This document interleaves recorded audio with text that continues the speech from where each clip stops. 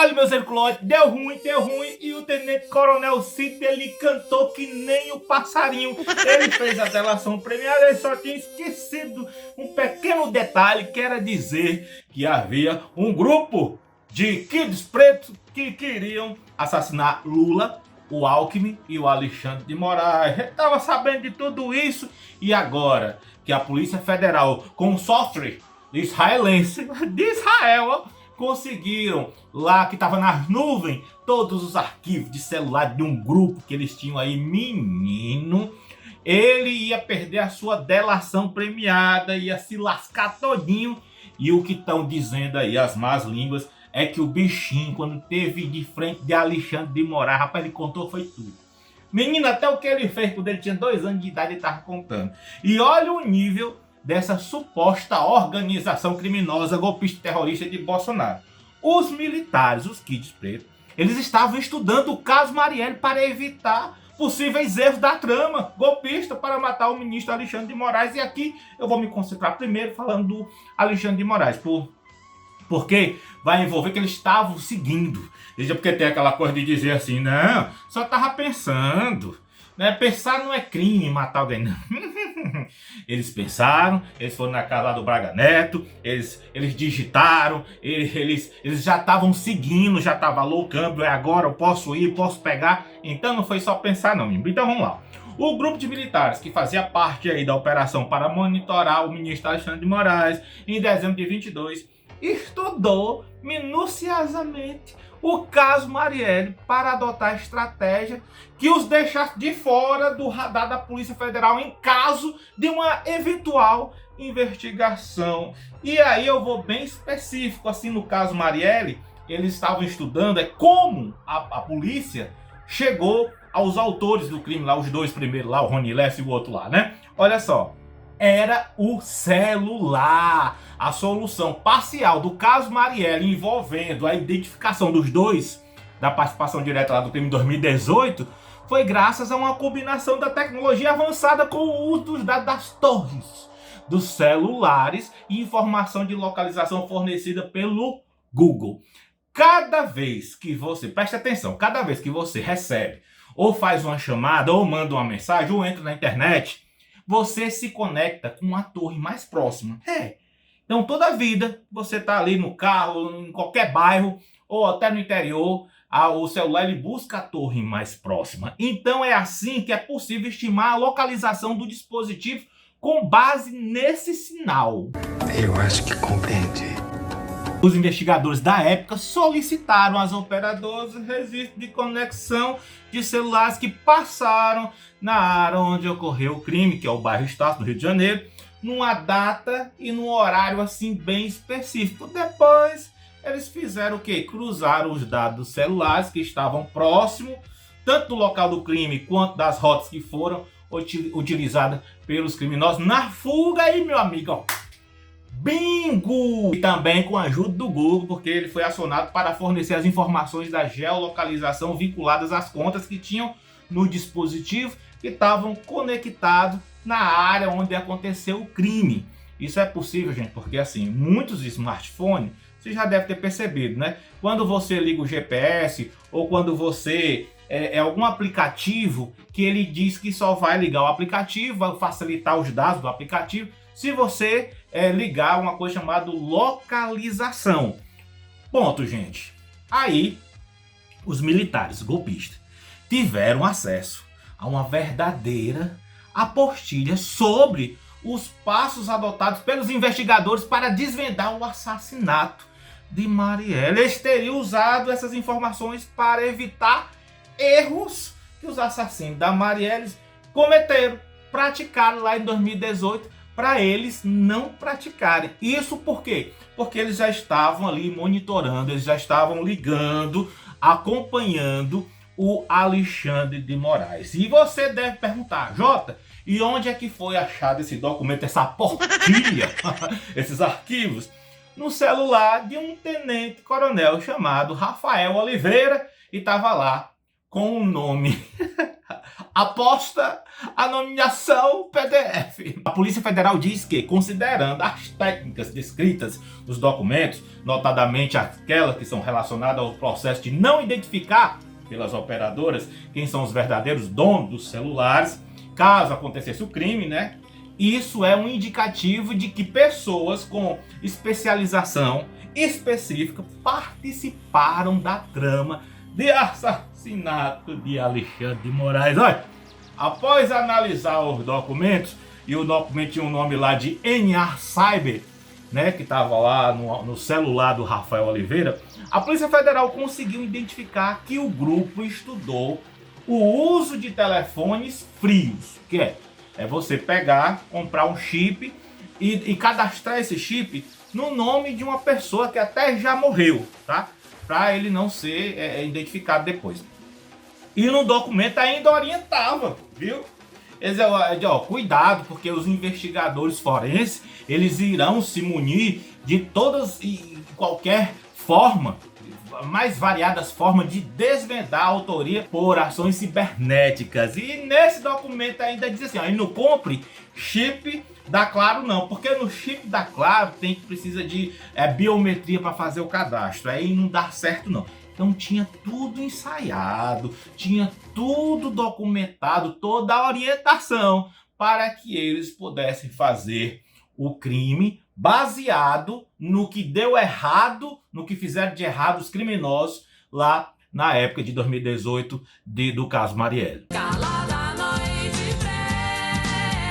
Mas agora deixa eu dizer uma coisa, se você é novo por aqui e gosta desse tipo de conteúdo, política, economia, geopolítica, história, uma linguagem simples, uma pitadinha de humor, já se inscreve aqui no canal, é bem aqui assim, é de graça, você já pode dar um joinha, você pode compartilhar com mais pessoas para ter acesso a conteúdo de qualidade, principalmente, né, conteúdo que seja verdadeiro, que você não seja enganado por aí. Bem, mas agora a gente vai entrar no quesito envenenamento de Lula. Pois eu sou um cara que eu tenho que agradecer agora muito mais, porque eu estou vivo. A tentativa de me envenenar, eu e o Arco não deu certo, nós estamos aqui. Vocês estão lembrados que quando nós disputávamos as eleições, eu dizia que um dos meus desejos era trazer o Brasil à normalidade, à civilidade democrática, em que a gente faz as coisas da forma mais tranquila possível, sabendo que você tem adversário político, sabendo que você tem adversário ideológico, mas sabendo que de forma civilizada você perde e você ganha. Os golpistas também planejavam usar veneno nos assassinatos. Ainda segundo a PF, foram consideradas diversas condições de assassinato do ministro Alexandre de Moraes, com uso de explosivo ou envenenamento em evento oficial público. Já para a execução do presidente Lula, os golpistas levantaram a possibilidade de utilização de envenenamento ou uso de químicos para causar um colapso orgânico, considerando sua vulnerabilidade de saúde e ida frequente a hospitais. Olha, meus herculoses, para quem conhece a história do Brasil e do mundo, in the world, tá? Nada disso que foi descoberto surpreende. Nada disso é novidade.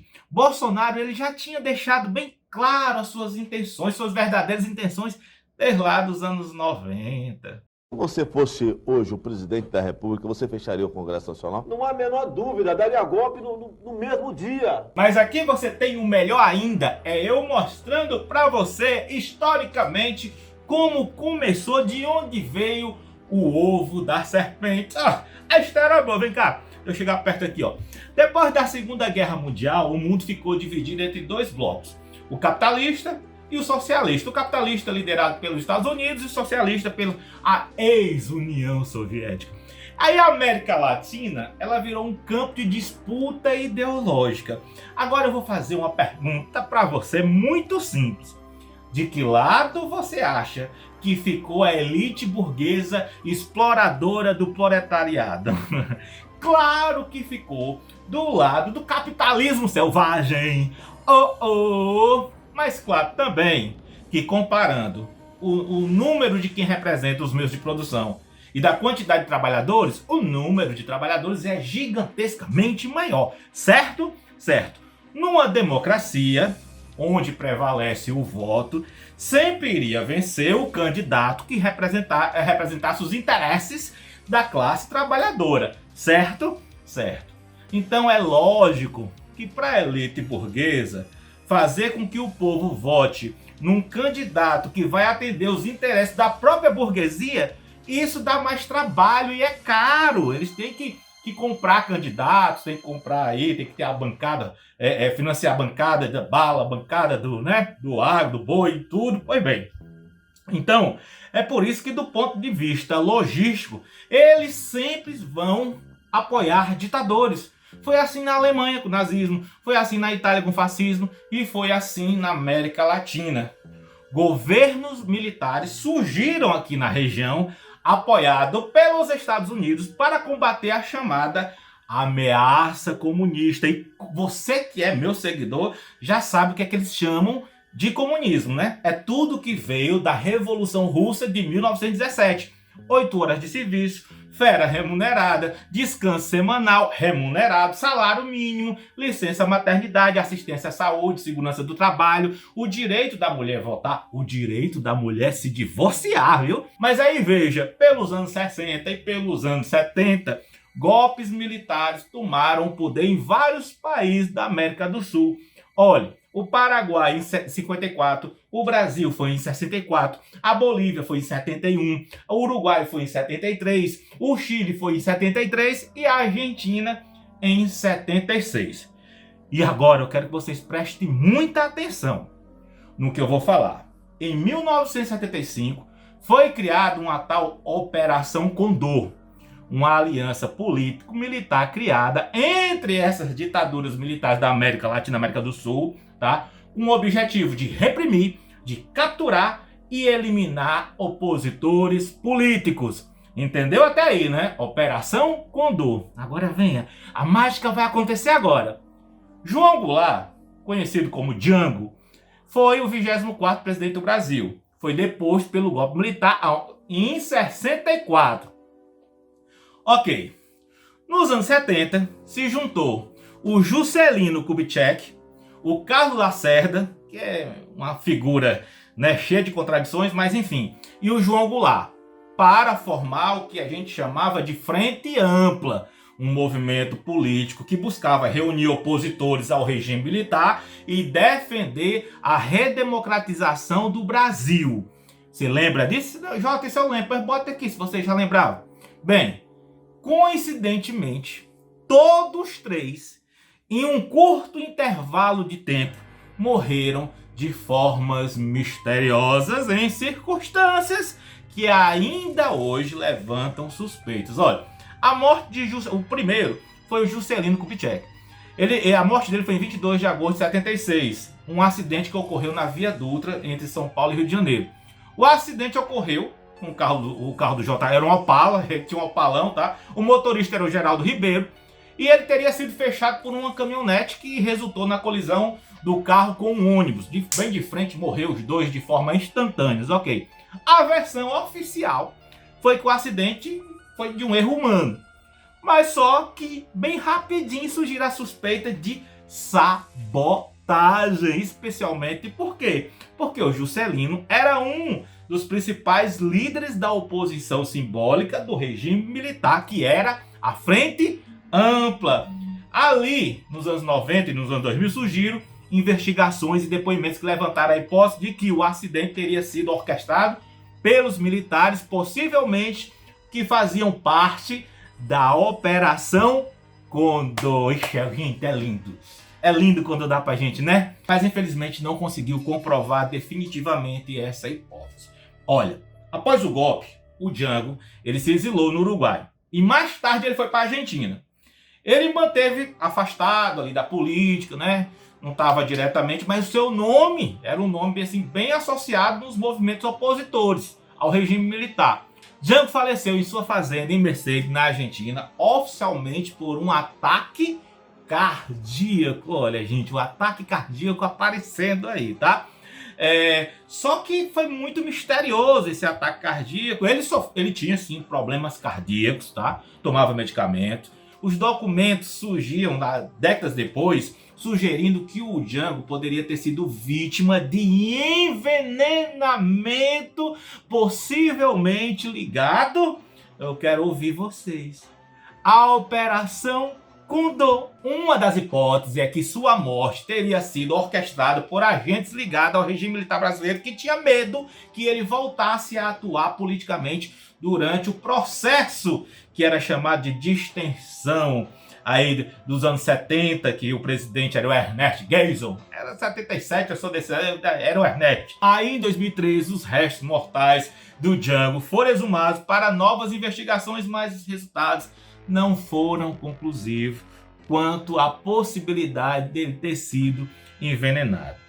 Logo depois, morreu mais um da Frente Ampla, dessa vez o Carlos Lacerda, em 21 de maio de 1977, oficialmente por um ataque cardíaco. Porém, assim como no caso do João Goulart, a sua morte teve as especulações, porque sugeriram que ele foi eliminado como parte de uma estratégia do regime militar para enfraquecer a oposição, principalmente a Frente Ampla. Hoje eu tô todo professor, hoje eu tô todo, né?